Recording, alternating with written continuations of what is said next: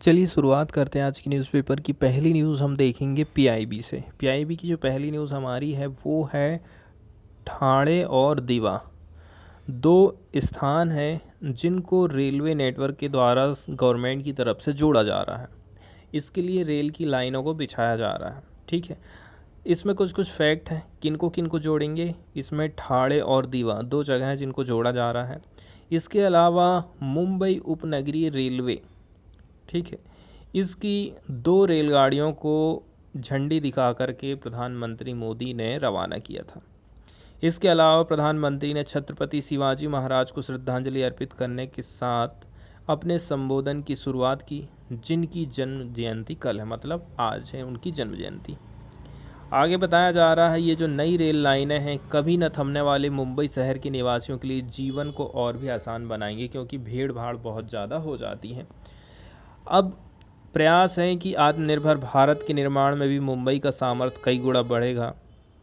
इसके अलावा बताया जा रहा है कि इसकी लागत की यदि हम बात करें तो 620 करोड़ रुपए है। ठीक है, अतिरिक्त रेल लाइनें उपनगरीय रेलगाड़ियों के यातायात के साथ साथ लंबी दूरी की रेलगाड़ियों के यातायात की बाधा को काफ़ी हद तक दूर करने वाली हैं।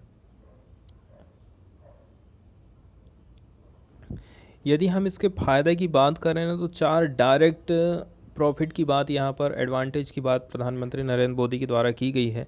सबसे पहला जो लाभ है वो है लोकल और एक्सप्रेस गाड़ियों के लिए अलग लाइन बनने वाली है। ठीक है, एक लाइन लोकल की, दूसरी एक्सप्रेस की है, सब अपने अपने टाइम में चलते रहेंगी। दूसरी बात है अन्य स्टेट से आने वाले रेलगाड़ियों को लोकल रेलगाड़ियों के गुजरने का इंतज़ार अब नहीं करना पड़ेगा। तीसरी बात ये है कल्याण से लेकर के कुर्ला सेक्शन में मेल या फिर एक्सप्रेस रेलगाड़ियों को बिना किसी रुकावट के चलाया जा सकता है।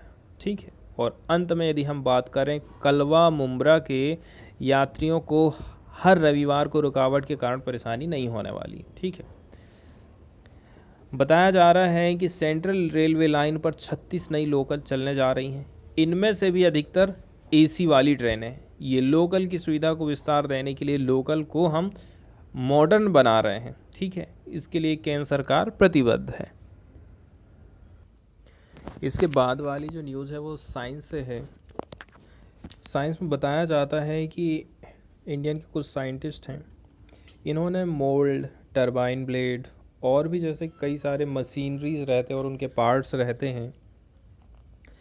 और भी यहाँ पर एक नाम बताया जा सकता है जैसे कि एरोस्पेस में जो पार्ट्स यूज़ होते हैं उनकी मरम्मत के लिए, मतलब उनकी मेंटेनेंस के लिए, रिपेयरिंग के लिए एक ऐसी तकनीक का विकास किया है, एक ऐसी टेक्निक का विकास किया है जिसमें इंसान की ज़रूरत बहुत कम पड़ेगी। मतलब मशीनों के माध्यम से या फिर रोबोट के माध्यम से उनका मेंटेनेंस किया जा सकता है। बताया जा रहा है, ये उम्मीद करी जाती है कि ये जो तकनीक है बहाली और मरम्मत उद्योग को अगले लेवल तक लेके जाएगी और आत्मनिर्भर भारत के लिए एक अत्याधुनिक लेजर निर्माण पारिस्थितिकी तंत्र के न्यूक्लिएशन में मदद करेगी। इसके बाद हम बात करते हैं पुरानी जो तकनीकें काम में आ रही हैं उनके बारे में। ठीक है, कि वो किस प्रकार से उनमें डिले होता है और क्या क्या उनमें कमी रहती है। जैसे कि पुरानी जो तकनीकें चली आ रही हैं वो हो गई वेल्डिंग, थर्मल स्प्रेइंग। ठीक है, ये अभी वर्तमान में इन विधियों का यूज़ किया जाता है, लेकिन इससे 2 कदम यदि हम आगे की बात करें तो वो आज इस न्यूज़ में बताया गया है। बताया जा रहा है जो पुरानी तकनीकें हैं ना बस किसी प्रकार काम चलाने के लिए हैं और इनसे आप सटीकता और सूक्ष्मता की बात नहीं कर सकते। इसके अलावा जो भी अभी करंट की टेक्नोलॉजी हैं वो मानव द्वारा संचालित होती हैं और मरम्मत की गुणवत्ता व्यक्ति की निपुणता के लेवल पर निर्भर करती है। व्यक्ति के पास कितना स्किल है उस हिसाब से ही वो रिपेयरिंग का काम कर सकता है किसी पार्ट्स की। अब नई यदि प्रक्रिया की हम बात करें तो इसमें बताया जाता है कि आईआईटी बॉम्बे यहाँ के हैं मैकेनिकल इंजीनियरिंग विभाग में प्रोफेसर रमेश कुमार सिंह, इन्होंने एक नई तकनीक का विकास किया है, उसी के बारे में ये न्यूज़ आई। बताया जा रहा है ये उत्कृष्ट प्रक्रिया नियंत्रण के लिए लेज़र का यूज़ करती है। ठीक है, मतलब इसमें जो काम होता है उस काम को यदि हमें कंट्रोल करना है तो उसके लिए हम लेज़र का यूज़ करते हैं। इसके अलावा यहाँ पर या तो बिल्कुल भी इंसान की ज़रूरत नहीं पड़ेगी या फिर थोड़ी बहुत ज़रूरत पड़ सकती है। इससे हमें बढ़ी हुई गुणवत्ता और पुनरावृत्ति वाला काम मिल जाता है। आगे बताया जा रहा है लेज़र स्कैनर के बारे में। अब जैसे कि स्कैनर से क्लियर हो जाता है कि कुछ ना कुछ ये स्कैन करता होगा, कुछ ना कुछ कमी को ये शो करता होगा। तो इस टेक्नोलॉजी की मदद से जिस भी दोषपूर्ण पार्ट को मरम्मत की आवश्यकता है, रिपेयरिंग करने की ज़रूरत है, और उसमें यदि कोई क्षति हो गई है, टूट फूट हो गई है, तो उसका पता लगाने के लिए एक लेज़र स्कैनर का यूज़ किया जाता है। इसके बाद कुछ एल्गोरिदम आते हैं, इसी आधार पर उसे वहाँ से हटाने की प्रक्रिया फिर निर्धारित की जाती है कि ये पार्ट ख़राब हो गया, अब हम इसको हटा देते हैं। इसके बाद बताया जाता है सामग्री के निक्षेपण के बारे में। इसके लिए लेज़र डायरेक्टेड एनर्जी डिपॉजिट तकनीक का यूज़ किया जाता है। मतलब कि एक तो पार्ट को आप वहाँ से हटा रहे हो या फिर काट के अलग कर रहे हैं, दूसरा है कि उस पार्ट या फिर खाली जगह की आप फिलिंग कर रहे हो, तो उसको हम कहेंगे सामग्री का निक्षेपण, जिसको हम डिपॉजिट कहते हैं। आगे फिर बताया जाता है रोबोटिक बहाली प्रणाली के बारे में। तो ये जो प्रणाली है, इस विकसित प्रणाली में एक रोबोटिक बहाली प्रणाली शामिल रहता है। इसमें बहुत सारी गतिविधियाँ जाती हैं, जैसे कि स्कैनिंग पथ योजना हो गया, क्षति का पता लगाने कितनी क्षति हुई है, और मटेरियल को डिपॉजिट करने के लिए। इसके अलावा परिष्करण करना है, निरीक्षण करना है। तो ये सारे जो काम हैं स्वायत्त रूप से कार्य करने के लिए डिज़ाइन इसको हमने किए हैं, किसको? रोबोट को। इसके अलावा बताया जा रहा है अनुकूल अवशिष्ट तनाव को प्रेरित करने के लिए भौतिकी आधारित मॉडल से प्रक्रिया पैरामीटर प्राप्त होंगे, जो कि एडिटिव निर्माण के माध्यम से पुनर्नवीनीकरण मतलब रेस्टोरेशन की प्रमुख सीमाओं में से एक है। इसके बाद वाली न्यूज़ है वो भी साइंस से ही है। ये हम देखने वाले हैं नैनोमीटर से रिलेटेड। 1 नैनोमीटर की यदि हम बात करें तो ये होता है लंबाई का एसआई मात्रक, ठीक है, जो होता है 10⁻⁻⁹, मतलब कि 1000 मिलियंथ ऑफ ए मीटर। तो नैनोमीटर के बारे में ये न्यूज़ आई है, इसको हम देखने वाले हैं। सबसे पहले हमें समझना होगा नैनो रॉड किसको कहा जाता है। नैनो रॉड जो अलग अलग मेटल का एक साइज हो सकता है, यहाँ पर बताया जाता है कि नैनो रॉड हम किसको कहेंगे। Nano rod are the materials that have a width of 1 से लेकर के 100 नैनोमीटर। ऐसे मटेरियल जिनकी चौड़ाई विड्थ जो है 1 से लेकर के 100 नैनोमीटर रहती है, उनको हम कहते हैं नैनो रॉड्स। अब यदि हम न्यूज़ की बात करें तो इसमें बताया जाता है एक रिसेंट स्टडी हुई है जिसमें इंडिया के जो रिसर्चर हैं उन्होंने ये पाया है property of gold nano rods, ठीक है। हम बात कर रहे हैं गोल्ड की नैनो रॉड्स की, ठीक है। गोल्ड हो गया आपका मेटल, और उसकी जो थिकनेस हम देखें हैं 1 से लेकर के 100 नैनोमीटर की, तो वो उसका हो गया width. Can be tuned by applying external forces for devising sensor that can detect trace amount of molecules। इसमें ये बात बताई जाती है यदि हमारे पास गोल्ड की नैनो रॉड है तो उसको हम ट्यून कर सकते हैं।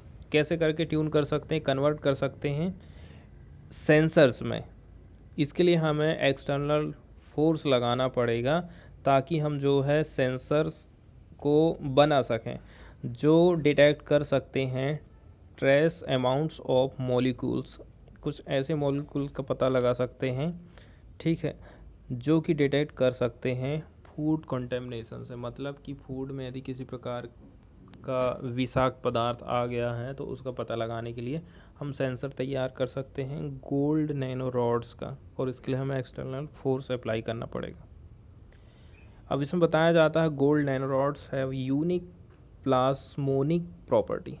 अब गोल्ड की यदि नैनो रॉड है तो उसकी कुछ खास यहाँ पर विशेषताएं बताई जाती हैं प्लाज्मोनिक प्रॉपर्टी, जैसे कि they can be used as sensor in the detection of minute amounts of particles. मतलब कि इनका यूज़ हम सेंसर बनाने के लिए कर सकते हैं ताकि हम डिटेक्ट कर सकें detection of minute amounts particles. जिसको हम फेम्टोमोल्स या फिर मॉलिक्यूल्स कहते हैं। इसके अलावा बताया जाता है and also in fluorescent enhancement of low quantum yield molecules. सीधे सीधे मॉलिक्यूल्स की ही कुछ प्रॉपर्टी को बदलने की बात यहाँ पर की जाती है।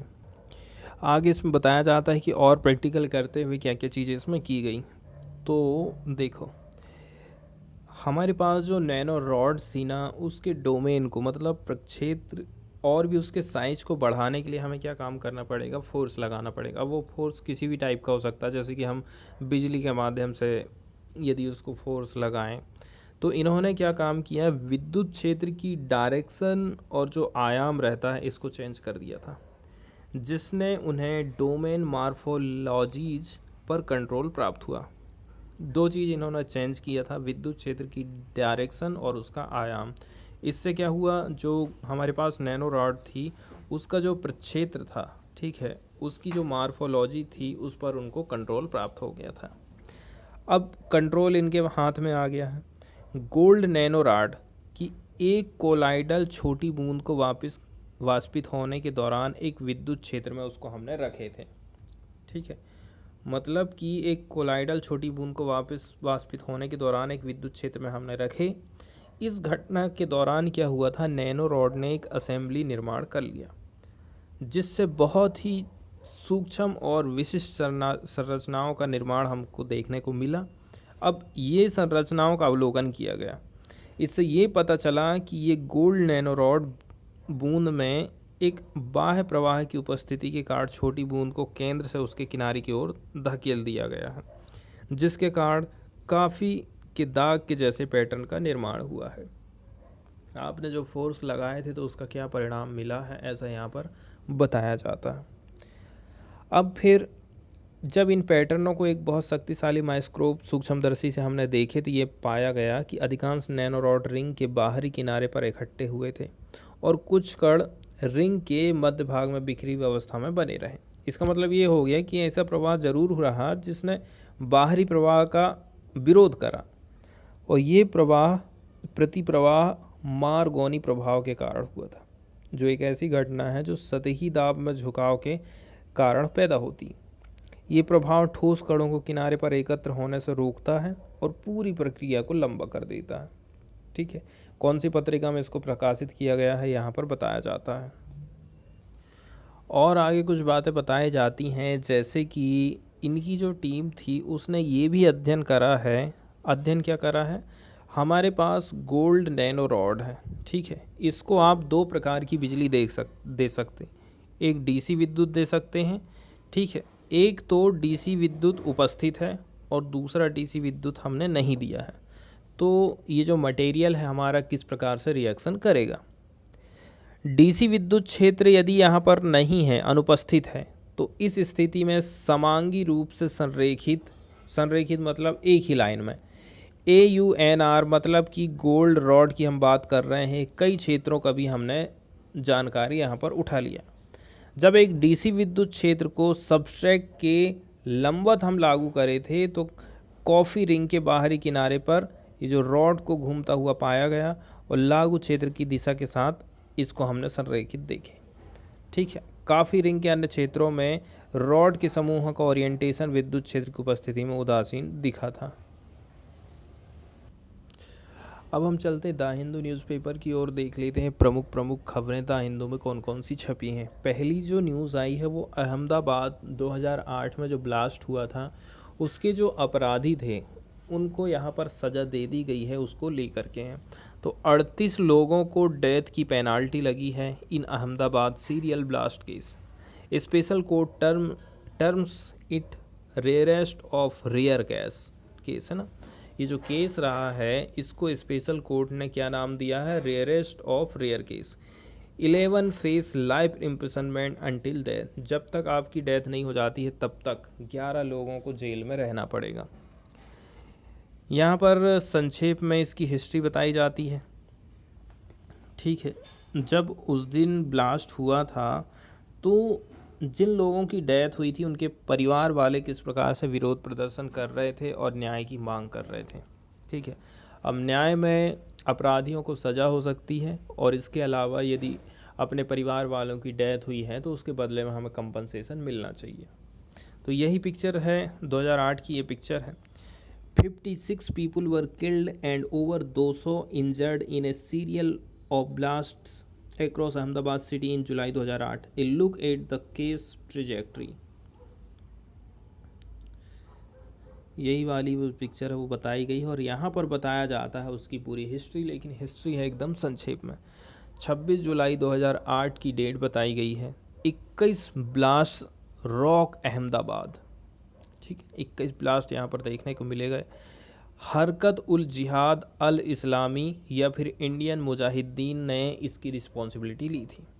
27 जुलाई को क्या होता है, suspected member of student Islamic movement of India arrested, जिन पर संदेह था, ये ग्रुप का नाम यहाँ पर बताया गया, उनको अरेस्ट किया गया। 16 अगस्त को केस सॉल्व कर लिया गया, ऐसा गुजरात की पुलिस ने कहा था। इसके अलावा उत्तर प्रदेश बेस्ड मुफ्ती अबू बशीर नेम्ड था मास्टरमाइंड, ठीक है, क्या नाम था उसका, मुफ्ती अबू बशीर, इसका मास्टरमाइंड माना गया। His accomplices arrested. अब 15 फरवरी 2010 को क्या होता है, चार्ज वगैरह लगाए गए कि कौन कौन से चार्ज लगाए जा सकते हैं। अप्रैल 2010 में ट्रायल चालू हो गया। सितंबर 2021 में हियरिंग का कंक्लूज़न आया और 8 फरवरी 2022 को 49 जो है दोषी पाए गए और 28 जो है एक्विटेड पाए गए। अगली जो न्यूज़ है वो हम देखने वाले हैं CAA केसेस के अंतर्गत यूपी की गवर्नमेंट ने कुछ लोगों की संपत्तियों को जब्त कर लिया था। गवर्नमेंट का कहना था आपने सार्वजनिक संपत्ति को नुकसान पहुंचाया है, इसलिए उसकी रिकवरी करने के लिए हम आपके पास जो संपत्ति है ना उसको जब्त कर लेंगे, ठीक है। और यही चाल चले, यही कदम उठाया गया था मध्य प्रदेश की सरकार की तरफ से भी, कुछ ऐसा सुनाई दिया गया था कि मध्य प्रदेश भी ऐसा ही करके रिकवरी करेगी यदि कहीं कुछ ऐसा होता है, प्रोटेस्ट वगैरह होता है तो।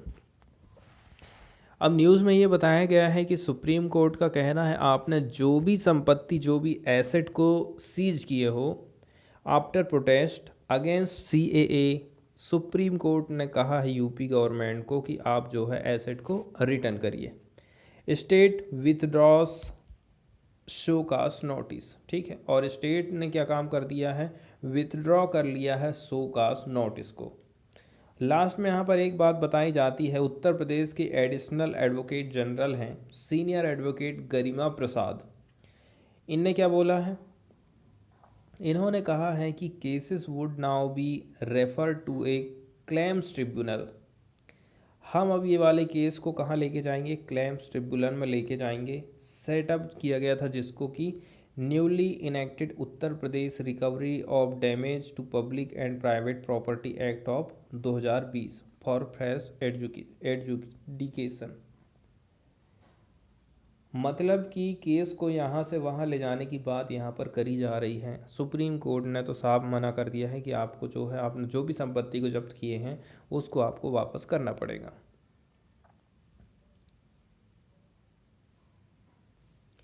आगे इसमें एक बात बताई जाती है कि जो आरोप लगा रहे हैं आप, उनमें कौन कौन लोग शामिल, उसमें तो कुछ लोग ऐसे भी हैं जिनकी उम्र 90 साल से ज़्यादा हो गई है, ओवर 19 ईयर्स ऑफ एज। इसके अलावा इसमें इंक्लूड है वुमन, इसके अलावा स्टूडेंट और एक्टिविस्ट लोग शामिल हैं। दे वर एक्यूज्ड ऑफ वेंडलाइजिंग पब्लिक प्रॉपर्टी, ठीक है, मतलब कि वेंडलाइज करना मतलब होता है नष्ट करना पब्लिक प्रॉपर्टी को, while participating in protest held nationwide against a amendment based on religion in citizenship law। अब ये जो CAA एक्ट है, सिटीजनशिप अमेंडमेंट एक्ट है, इसका बहुत ज़्यादा विरोध इसलिए हो रहा था क्योंकि ये सबको तो नागरिकता देने की बात कर रहा है, केवल एक धर्म को छोड़ दे रहा है, वो है मुस्लिम लोग। इससे ऐसा लगता है कि इस एक्ट के माध्यम से गवर्नमेंट मुस्लिमों को नागरिकता का फ़ायदा नहीं दे रही है, उनको टारगेट कर रही है, इसलिए इसका विरोध बहुत ज़्यादा हो रहा था, ठीक है। बाकी जो कम्युनिटी है जैसे कि हिंदू हो गया, सिख हो गया, ईसाई हो गया और बौद्ध हो गए, यदि आइट साइड के जो पाकिस्तान अफ़गानिस्तान से सताए हुए जो लोग हैं, धर्म के द्वारा उत्पीड़ित लोग हैं, वो हमारे यहाँ पर आकर के रहते हैं तो उनको इंडिया नागरिकता देने का काम करेगा। लेकिन वहीं मुस्लिम लोग यदि मान के चलो रोहिंग्या हो गए, वो भी तो कहीं ना कहीं, जैसे कि म्यांमार में बौद्ध लोग ज़्यादा रहते हैं, तो बौद्धों के द्वारा उनका उत्पीड़न किया गया, एक प्रकार से आप ऐसा कह सकते हो। तो जो रोहिंग्या हैं वो मुसलमान हैं, अब वो भी तो धर्म के आधार पर उत्पीड़ित है ना, लेकिन उनको आप नागरिकता नहीं दे रहे हो और बाकी लोगों को नागरिकता दे रहे हो। यहाँ पर इसी के चक्कर में इसका बहुत ज़्यादा विरोध होता है। नेक्स्ट न्यूज़ हम देखने वाले हैं, इंडिया और यूएई के रिलेशन को बताती है, खास करके हम ट्रेड के संबंध में ये बात करेंगे, ठीक है। वैसे अदर चीज़ें तो आप जानते ही हैं कि कई सारे हमारे यहाँ के जो वर्कर हैं यूएई में काम करने जाते हैं, ठीक है, अपने कमाई करने के लिए जाते हैं, तो उससे यूएई को भी फ़ायदा होता है और इंडिया को फ़ायदा होता है कि हमारे यहाँ पर रेवेन्यू, वहाँ से पैसा यहाँ पर ट्रांसफ़र होता है। कुछ बेसिक फैक्ट देखने वाले हैं जो बताते हैं कि इंडिया और यूएई का ट्रेड रिलेशन कैसा रहा है पिछले सालों में। तो जो यूनाइटेड अरब अमीरात है वो इंडिया का थर्ड लार्जेस्ट ट्रेड पार्टनर है अभी वर्तमान में, आप देखोगे तो, ठीक है, थर्ड लार्जेस्ट ट्रेड पार्टनर है कौन? यूएई। इसके अलावा बताया जा रहा है सेकंड लार्जेस्ट एक्सपोर्ट डेस्टिनेशन है यदि हम बात करें यूएस की, ठीक है, सेकंड नंबर का लार्जेस्ट एक्सपोर्ट डेस्टिनेशन है आफ्टर यूएस। 2021 की बात करें तो bilateral trade between the two countries stood at $43.3 billion. 2021 में कितने रुपए का व्यापार हुआ उसको यहाँ पर बताया जाता है, वो लगभग $45 बिलियन का व्यापार हुआ। आगे बताया जाता है India was the UAE second largest trading partner in 2019। अब यूएई की दृष्टि से आप देखोगे तो इंडिया की क्या जगह है, वो सेकेंड नंबर का लार्जेस्ट पार्टनर है 2019 का ये डाटा बताया गया, with bilateral non oil trade valued 41 billion. इसके अलावा the UAE is the 8th largest investor in India, having invested $11 billion between अप्रैल 2000 से लेकर के मार्च 2021। बहुत लंबी डेट यहाँ पर बताई जाती है कि अभी तक कितना इन्वेस्टमेंट हो चुका है। सबसे लास्ट वाले पॉइंट में हम देख रहे हैं कि 2000 से लेकर के 2021 की बात करें तो यूनाइटेड अरब अमीरात ने हमारे यहाँ पर कितना इन्वेस्ट करा, $11 बिलियन का, और इंडिया की तरफ से $85 बिलियन का इन्वेस्टमेंट यूएई में किया गया था। सेपा के बारे में यहाँ पर थोड़ी सी हम जानकारी देखेंगे कि सेपा ज़्यादा कुछ है नहीं। सेपा का उल्लेख किया गया है यूएई और इंडिया के रिलेशन को लेकर के, ट्रेड से संबंधित कुछ नेगोशिएशंस हो रही थी तो सेपा का नाम आया था। सेपा क्या है, बेसिकली एक प्रकार से फ्री ट्रेड एग्रीमेंट ही माना जाता है। फ्री ट्रेड ऐसा है कि यदि वहाँ से कोई चीज़ हमारे यहाँ पर आ रही है तो इंडिया उस पर बहुत कम टैक्स लगाएगा या फिर जीरो टैक्स लगाएगा, ठीक इसी प्रकार का काम यूएई भी करेगा। इन्वेस्टमेंट की यदि हम एरिया की बात कर लें, prime minister Narendra Modi welcomed investment from the Gulf country into Jammu and Kashmir. इसके अलावा उन्होंने कहा initiative would open new routes for regional trade and connectivity and advance collective interest.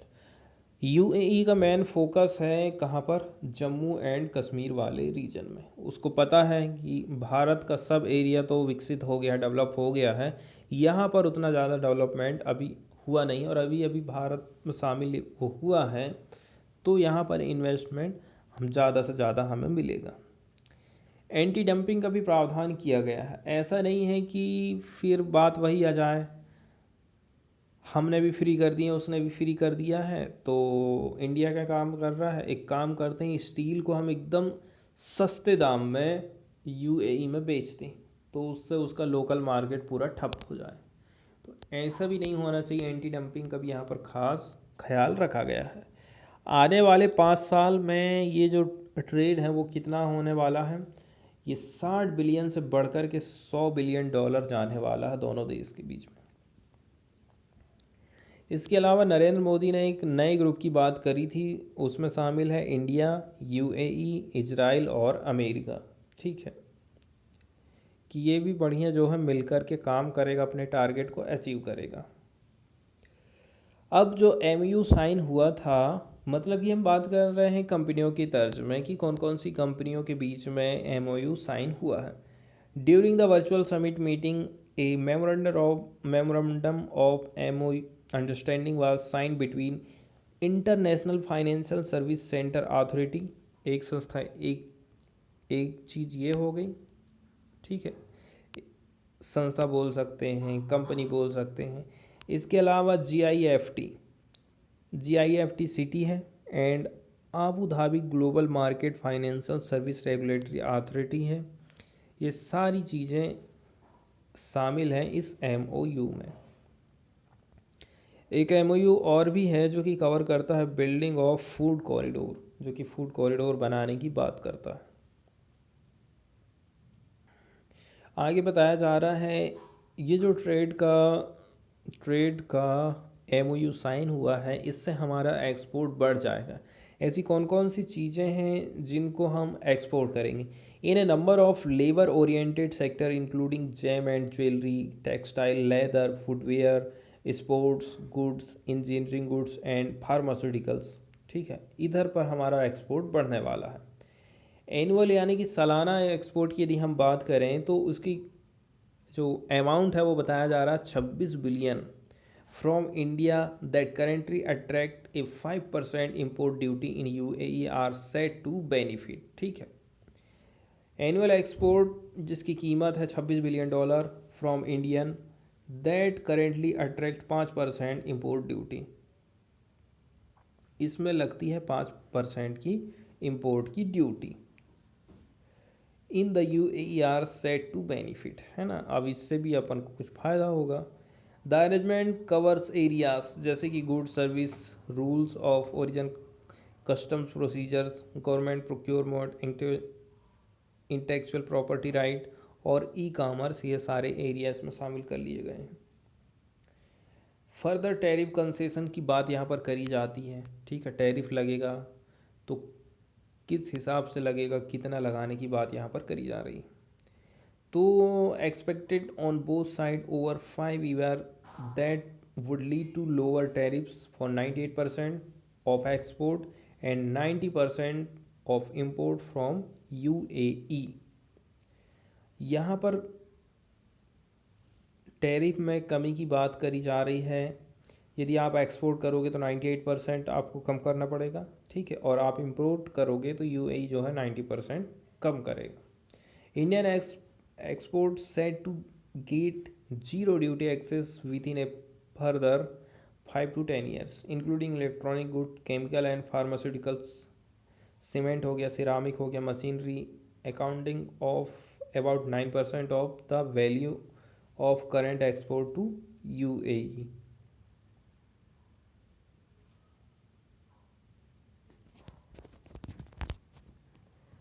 इसके अलावा यहाँ पर एग्जांपल की यदि हम बात कर लें, जैसे कि सरकार क्या कह रही है, we have given tariff concession to UAE on gold. जैसे कि हम गोल्ड में कुछ कंसेशन दे रहे हैं, है ना, टैरिफ में, गोल्ड की टैरिफ में हम कंसेशन दे रहे हैं, मतलब गोल्ड के टैक्स में हम वहाँ से मंगवाएंगे गोल्ड यदि। तो इसके अलावा यदि हमारे पास गोल्ड आ गया, हम उसको बना के फिर से यूएई में बेचना चाहते हैं, तो इसके लिए ना सरकार, वहाँ की गवर्नमेंट को कुछ कंसेशन देना पड़ेगा टैरिफ में। इसके अलावा sources said India had agreed to concessional import duty on gold import up to 200 tonne per year. India imported about 70 tonne of gold from the UAE in financial year 2021। अगली जो news है वो हम देखने वाले हैं कर्नाटका से। तो ये कर्नाटका की आप बाउंड्री देख रहे हैं, इस प्रकार से ये कर्नाटका है। कर्नाटका के नीचे तरफ आप चले जाओगे तो केरल पड़ेगा, केरल से लगा, केरल और कर्नाटका से लगा हुआ है तमिलनाडु। ठीक है, उसके बाद पड़ जाता आपका आंध्र प्रदेश, ऊपर में चले गए तो तेलंगाना। कर्नाटका के नॉर्थ की तरफ आप जाओगे तो महाराष्ट्र है, और नॉर्थ और पश्चिम की तरफ जाओगे तो गोवा पड़ता है। तो हम जिस झील की आज बात करेंगे वो कर्नाटक के साउथ वाले हिस्से में पड़ती है। एकदम भी साउथ में नहीं है, लेकिन काफ़ी हिस्सा इसका साउथ में ही पड़ता है इस झील का। ठीक है, इसको हम जूम करते जाएंगे तो कर्नाटक में हम बात कर रहे हैं मैसूर की। ठीक है, और मैसूर के लगभग ये सेंट्रल में ही पड़ती है। ये आप ब्लू कलर से देख रहे हैं ना, यही है झील कुक्कारहाली झील। ठीक है, इसी झील का आज न्यूज़ में उल्लेख किया गया है, तो इसके बारे में हम कुछ बेसिक बातें देखेंगे। शुरुआत हम करेंगे इसके एरिया से, क्या इसका आखिर एरिया है कितना। ठीक है, लगभग 58 हेक्टेयर में ये फैली हुई है। शोर लाइन ऑफ रफली 5 किलोमीटर इन मनसा गंगोत्री। ठीक है, इसकी शोर लाइन 5 किलोमीटर बताई जाती है। The sprawling campus of university of Mysore, Mysore university भी इसके किनारे में पड़ जाती। अब यदि हम बात करें कि इसको कब बनाया गया था, तो इसको बनाया गया था 1864 में, इसको क्रिएट किया गया था। मुमादी कृष्ण राजा वोडियार ये थे इसके लिए responsible for getting the lake created. और यहाँ पर ईयर बताया जाता है 1864 ईस्वी। और इसका जो बनाया गया था उसका मेन उद्देश्य था इरिगेशन के लिए। ठीक है, और इरिगेशन का एरिया बताया गया है कि 10,000 हेक्टेयर ज़मीन की सिंचाई के लिए इस झील को बनाया गया था 1864 में। न्यूज़ के लिए हम बात करें तो इसमें बताया जाता है ग्रेट बैकयार्ड बर्ड काउंट। ठीक है, ये जो काउंटिंग हो रही है उसका नाम यहाँ पर रखा गया है ग्रेट बैकयार्ड बर्ड काउंट। और ये पूरे वर्ल्ड वाइड हो रही है, मतलब पूरे वर्ल्ड में हो रही है। और ये हमें मैसूर में भी देखने को मिली है। मैसूर की झील का नाम भी यहाँ पर बताया गया है। बताया जा रहा है कि ये जो लेक है यहाँ पर 62 स्पीसीज को आइडेंटिफाई किया गया है इस कुक्कारहाली झील में। तो झील के बारे में बेसिक जानकारी हम देख चुके हैं। अब आगे देखते हैं न्यूज़ के बारे में। The first day of the great backyard bird count, shortcut में GBBC कहा गया है Mysore, which kicked off on Friday, मतलब ये फ्राइडे के दिन से चालू हुआ था, has reinforced the rich biodiversity of Kukkarahalli lake, मतलब ये बताता है, ये जो जनगणना हो रही है कि यहाँ पर जो है जो बायोडाइवर्सिटी है वो काफ़ी रिच है। किस मामले में कि ये जो है यहाँ के पशु पक्षियों और पेड़ पौधों को कंजर्व कर पा रहा है, इसीलिए यहाँ पर डाइवर्सिटी हमको रिच देखने को मिलती है। For as many as 62 species of birds were found in the lake precincts which is located in the heart of the city. Mysore की बात यहाँ पर की जाती है कि उसके हार्ट में एकदम लगभग बीचों बीच में ये स्थित है। 62 स्पीसीज यहाँ पर देखने को हमको मिली हैं। Has emerged as favourite spot for morning walkers in Mysuru, और सुबह की वॉक करने वालों की भीड़ भाड़ यहाँ पर बहुत ज़्यादा रहती है। अब एक दो पॉइंट यहाँ पर इस जनगणना को रिलेटेड बताए जाते हैं, जैसे कि ये जो GBBC है, ये ग्लोबल इवेंट है। ठीक है, इंटाइलिंग बैकयार्ड बर्ड काउंट। ठीक है, and is being held 4 days across world, 4 दिन के लिए इसका आयोजन किया जाता है पूरे वर्ल्ड वाइड में। और डेट यहाँ पर 18 से 21 फरवरी रखी गई है। And the data uploaded will be harnessed for conservation, और इसका यूज़ किया जाता है कंजर्वेशन के लिए।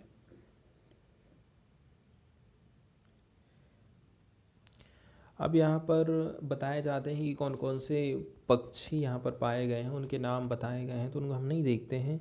लेकिन यहाँ पर कुछ और भी झीलें हैं जिनका उल्लेख किया गया है। While the first day session was held at Kukkarhali Lake on Friday, it will be conducted at Habbela Lake on Saturday. शुक्रवार के दिन कुक्कारहाली झील और हब्बेला लेक शनिवार के दिन। The birds at Karanji lake and Muganahundi lake will be accounted for Sunday. ये जितनी भी झीलें हैं ये सारी झीलें कहाँ पर पाई जाती हैं? कर्नाटका में पाई जाती हैं, हमको ध्यान में रखना है। इसके बाद वाली जो न्यूज़ है वो हम देखने वाले हैं बुलेट ट्रेन से रिलेटेड। ठीक है, नरेंद्र मोदी का कहना है अहमदाबाद और मुंबई को जोड़ने वाली जो बुलेट ट्रेन का प्रोजेक्ट है वो हमारी प्रायोरिटी है। इसके अलावा अब शुरू में ही हमने देख लिए थे कि 2 स्थानों को जो जोड़ रही है ठाणे से दीवा, इसको जोड़ने वाली लाइन का भी इन्होंने इनाग्रेशन किया है virtually. PM virtually inaugurated 2 railway lines connecting suburbs, मतलब जो उपनगरीय क्षेत्र है उनको कनेक्ट करने वाले एरिया के लिए 2 रेलवे लाइन चालू की गई हैं, उसके बारे में बात बताई जाती है। तो हम बुलेट ट्रेन के बारे में कुछ फैक्ट देखेंगे। इंडिया में बुलेट ट्रेन की बात करी जाती है। सितंबर 2017 में प्राइम मिनिस्टर नरेंद्र मोदी और उनके काउंटर पार्ट हो गए जापान के प्राइम मिनिस्टर शिंजो आबे। इन्होंने इसका फाउंडेशन रखा था एम्बिशियस बुलेट ट्रेन प्रोजेक्ट का। ये कनेक्ट करती है मुंबई को अहमदाबाद के साथ में। कुछ बातें बताई जाती है जैसे कि बुलेट ट्रेन आखिर बोला किसको जाता है। तो जापान में एक ट्रेन चलती है शिंकानसेन हाई स्पीड ट्रेन, इसको ही हम बोलते हैं बुलेट ट्रेन। और स्पीड की यहाँ पर बात करी जाती है 250 किलोमीटर प्रति घंटा से भी अधिक की। और first Indian bullet train project के बारे में कुछ फैक्ट यहाँ पर बताए जाते हैं जैसे कि इसका रास्ता बताया गया है। ऊपर में है साबरमती, मेन सिटी कहें तो अहमदाबाद, और इधर से नीचे चले जाएंगे तो आप मुंबई हैं। टोटल स्टेशन इसमें आ जाते हैं 12, और कुछ कुछ हिस्सा इसमें दादर और नगर हवेली का भी आता 2 किलोमीटर का। महाराष्ट्र में है 156 किलोमीटर एरिया, और गुजरात में इसका 351 किलोमीटर का एरिया। और कुछ बेसिक फैक्ट है जैसे कि जापान इसमें प्रोवाइड करेगा टेक्निकल और फाइनेंशियल सपोर्ट। इस प्रोजेक्ट की कीमत बताई जाती 1,10,000 करोड़, और ट्रैक की लंबाई है 508 किलोमीटर लगभग। और अलग अलग चीज़ें यहाँ पर बताई जाती हैं जैसे कि एलिवेशन कितना रहेगा, टनल कितने किलोमीटर की रहेगी, ग्राउंड कितने किलोमीटर का रहेगा। मैक्सिमम स्पीड की यदि हम बात करें तो 350 किलोमीटर प्रति घंटा डिज़ाइन किया गया है, लेकिन ऑपरेट हो पाएगी 320 किलोमीटर प्रति घंटा के हिसाब से। जर्नी का टाइम कितना कम हो जाएगा यदि लिमिटेड स्टॉप रहेंगे तो 2.07 घंटे, और यदि सभी जगह पे रुकती है तो 2.58, मतलब लगभग 3 घंटे लग जाएंगे। और नॉर्मली अभी 7 से 8 घंटे लगते हैं। कमेंसमेंट ऑफ वर्क, कब इसकी घोषणा हुई थी? 14 सितंबर 2017 को। और कब तक कंप्लीट करेंगे तो इसमें डेट दी जा रही है यहाँ पर दिसंबर 2023 की। इसके बाद वाली जो न्यूज़ है वो साइंस से रिलेट करती है हमारी। इसमें बताया जाता है new gecko from NE gets army tag. छिपकली की एक प्रजाति है जिसको आर्मी टैग प्रोवाइड किया गया है। कौन सी जगह में ये पाई गई है, इसके अलावा और क्या क्या इसकी खास बातें, ये सारी चीज़ें हम इसमें देखेंगे। इसके अलावा इसमें बताया जाता है 2 more species of the lizard named after the places of their occurrence, मतलब कि इसके साथ साथ में 2 और स्पीसीज हमें और मिली हैं, उनका नाम हम रखे हैं वो कहाँ पर पाई गई थी उनके प्लेसेस के आधार पर। यही इसका पिक्चर भी है, द इंडियन आर्मीज बेंटोइड।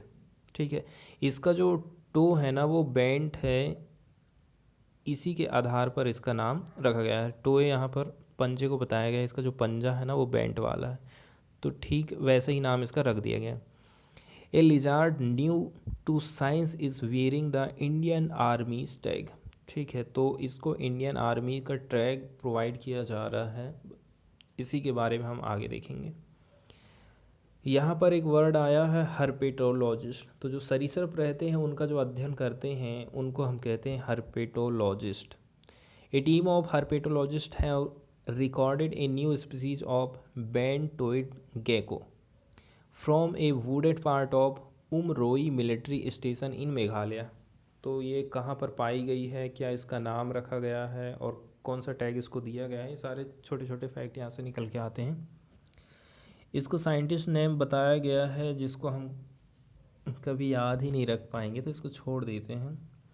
क्राइटोडैक्टिलस एक्सरसिटस, और इसका इंग्लिश नेम रखा गया है इस इंडियन आर्मीज बेंटोइड गेको। अब वो एरिया ही इंडियन आर्मी का है, इसलिए इसका नाम भी वैसे ही रखा गया है। और जो एक्सरसिटस वर्ड है ना, इसका यहाँ पर ये लैटिन वर्ड का मीन है, जिसका मतलब होता है आर्मी। आगे बताया जाता है the name was given to honour of army for its service to the country. Army के सम्मान में ही इस छिपकली का नाम यहाँ पर रखा गया है। The military station where the bent toed gecko was discovered was also a factor behind its name. इसका नाम रखे गए, इसमें ये ध्यान रखा गया है कि ये कौन से स्टेशन पर, मिलिट्री स्टेशन पर ये पाई गई है। अब यहाँ पर एक एनजीओ के हैं Jayaditya Purkayastha of green NGO Help Earth and one of the authors of study on the gecko told the Hindu. तो द हिंदू को जो रिपोर्ट किया है यहाँ पर बताया है कि कौन कौन इसकी रिपोर्टिंग किए हैं।